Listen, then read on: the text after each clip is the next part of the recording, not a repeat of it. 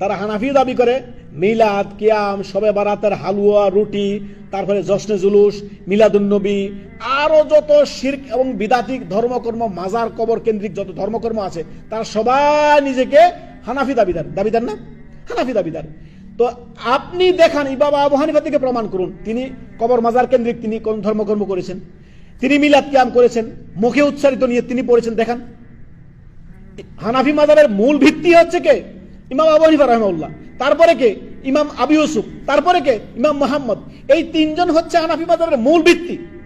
এই তিনজন থেকে প্রমাণ করেন যে ইমাম আবু হানিফার ছাত্ররা এবং তিনি নিজে মিলাদ কিয়াম করেছেন, জশ্নে জুলুস করেছেন, মিলাদ নবী পালন করেছেন, আল্লাহ সর্বত্র বিরাজমান এরকম আকীদা ছিল, নবী নূরের তৈরি এমন আকীদা ছিল, নবী গায়েব জানেন এমন আকীদা ছিল, নবী হাজির নাজির এমন আকীদা ইমাম আবু হানিফার ছিল।